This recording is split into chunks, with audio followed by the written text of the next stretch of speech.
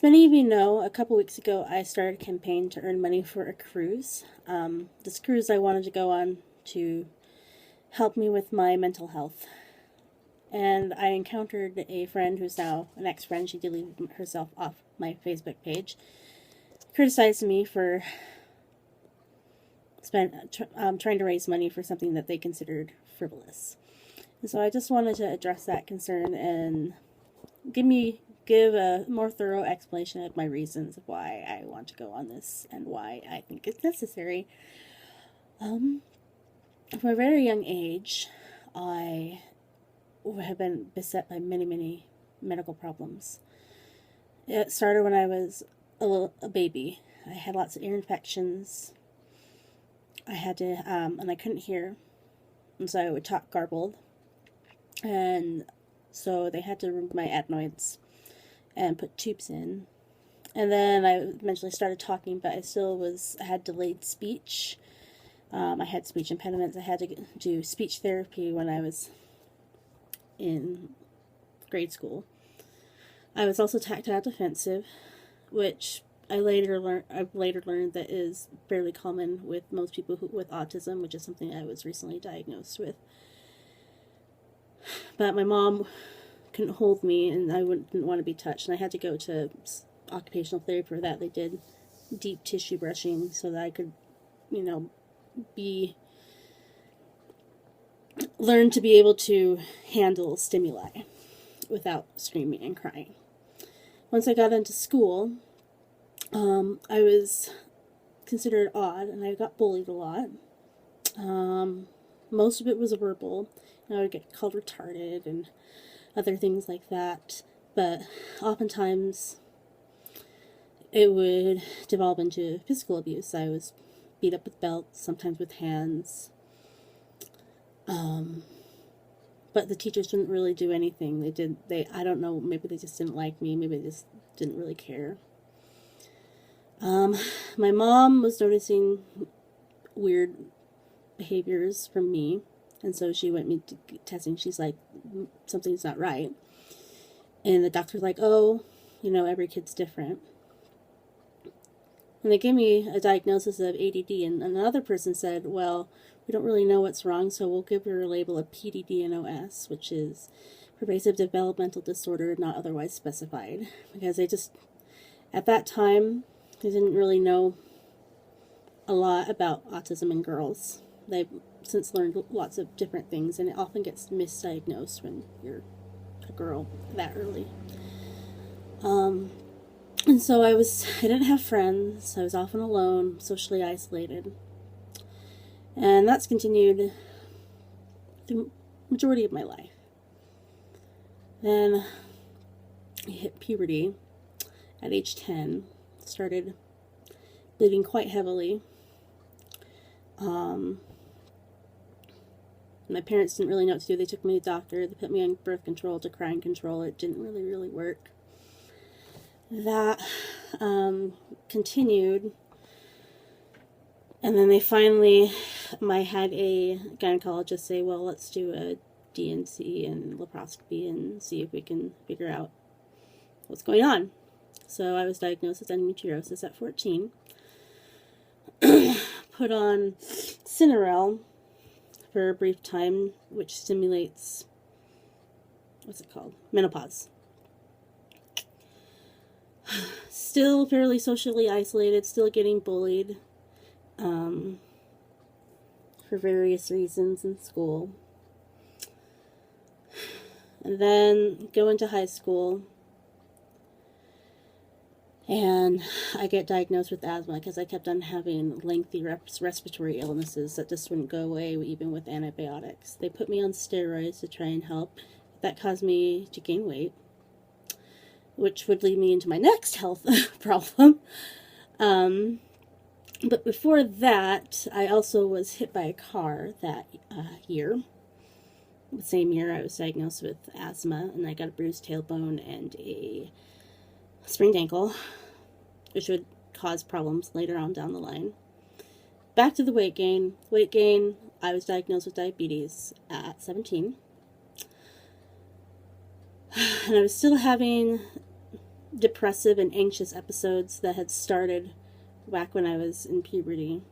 I kept, and actually I think I've been having them all my life, and I was still socially isolated, but I moved away from a certain city, and I started making friends, but I was still kind of, I was always afraid that people hated me and people didn't like me, which was probably due to maybe my previous bullying, so I didn't trust people. And so, college years, I kept on having more problems with endometriosis, getting severely anemic, severely dehydrated. During high school and middle school, I had been hospitalized a couple times because of it, beyond the surgeries, just because I was losing so much fluid that I had to be hospitalized. I was still having super bad depression and anxiety, but I didn't know what that was. But I had a friend who told me, this sounds a lot like depression and anxiety, which I have, and you should go see a psychologist. And so I went. It's at BYU, Idaho, and they had a student health center, and they're like, yeah. Put me on medication. Kind of helped, but at the time I was also taking medication, still taking birth control. And this birth control, as a lot of you know, can aggravate symptoms of depression and anxiety. So I think that's probably why it didn't help super much. I had another laparoscopy and endoscopy at 21. And my bowel was glued to my abdominal wall, and so they had to unstick everything, essentially. And then they put me on Lupron, which is kind of like Cinderella, same effects, but it's an injection that would make me go through menopause again to try and shrink down, because my uterus was swelled to like 5 times its normal size. It was enlarged and inflamed. And so they did that, and then I had another laparoscopy, 6 months of taking this medication, and everything looked good, and they did another endoscopy. They put me on IUD because they said, well, you need some sort of birth control to control everything, but obviously since you have the depression problems, we want you to oral birth control aggravates the depression, but an IUD didn't. And that worked really good. But throughout college, I was still having lots of mood disturbances that would affect me. I wouldn't go to class because I would be, rolled up in a ball crying in my bed or having a panic attack. Ask my roommates. So I was probably not the funnest person to live with just because of all the things that were happening. I graduated from college. I didn't have any insurance. And for 3 months I was unemployed. But even once I was employed, it was often a choice between food, meds, or rent. I couldn't do all three. And after a couple of years of that, I finally decided to move back home so I could make ends meet. And then in 2011, a new law came into effect where you could have insurance, be on your parent insurance. Oh. There's a phone call coming in.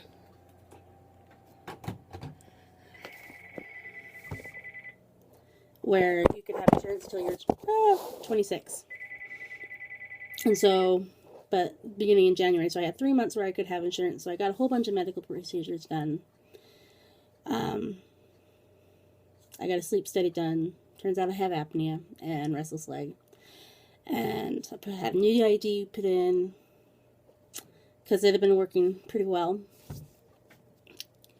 But I couldn't really, after I did the sleep study, even though I was diagnosed with apnea, I didn't have insurance afterwards to actually do anything about it. So, but then the new ID that they put in punctured my uterus, more bleeding. Didn't have any insurance to get it removed surgically because it was stuck inside the lining of my uterus. Thankfully, after, it took about 6 months, but I think it passed because they didn't find it in my body after a certain point, so I have no idea where it is. In 2013, I got a new job, new insurance. And I'm like, yay, insurance, woohoo. And so at that time, I was able to I started having rectal bleeding. So I got a sigmoidoscopy then. Turned out to be internal hemorrhoids, but for a while I was worried about cancer. It's like, as you can see with my life, it's like one thing after another. It just keeps on piling up. It's like there's no break. I decided not to do any more birth control because of the mood disturbances, and I didn't want to do an IUD again, so I wouldn't have, get my uterus punctured again. So but I was still having problems. And so a couple years ago, I got another surgery. They discovered cysts. Throughout this time, more depression, more anxiety episodes, even with medication. Not as bad without the medication. But I was also fairly socially isolated and withdrawing from people, and also developing really bad coping mechanisms to try and deal with things in my life. And after a while, I was like, I really think I should get autism testing, because I just felt like that I displayed a lot of the classic symptoms just from talking from other people. So I got the testing. I was right. But at that point, it was a kind of a depressing thing because I didn't know what to do about it. I'm like, I'm 31 years old. I've been living with my entire life trying to cope with everything, but I didn't know how to cope. Then, for all you the people following on Facebook, I did have foot surgery because that previous car accident messed up my foot, and I've been walking with pain ever since then, and it kept on getting repeatedly injured. And so they fused my ankle joint, put a screw up through it, because the cartilage was wearing down between the two joints and causing pain, like would happen with like people who need knee replacements. So I say all of this, and it's quite lengthy. I was trying to make it short, but well, whatever. I say all of this, and not to make people feel sorry for me, but just to kind of understand where I'm coming from, and not to say that I haven't had a good life. Lots of bad things have happened to me, yes, but I have an amazing family. I have the church, and I have God helping and supporting me, so I have had moments of happiness, intermixed with all the mixed bag of bad stuff happening. So it's not like my life has been totally horrible, but it's been tough. And it's hard because a lot of these things that I've been diagnosed with, I've been dealing with, are considered invisible illnesses. When you look at me, you don't see asthma or endometriosis or diabetes or depression, anxiety, ADD, autism. I just look like a normal person, And so part of this video is also to kind of raise awareness about that. You never know what someone is going through just by looking at them. Some people it's obvious that they're disabled. If they have Downs, facial features, or if, they have things wrong where they can't walk, it's obvious. But with other people, it's not so obvious, the struggles. And so you should always have kindness and compassion towards other people, because you don't know their story.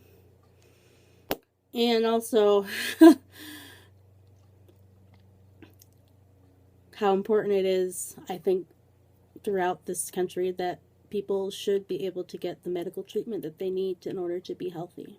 Because a lot of problems that I've experienced have come from not being able to be on insurance, because my job doesn't have it. And a lot of negative health effects. And I feel like if people everywhere had access to the medical care that they needed, then they would be able to be fully functional, productive citizens in society, and that would contribute to, you know, economic growth. I just feel like it's incredibly backwards that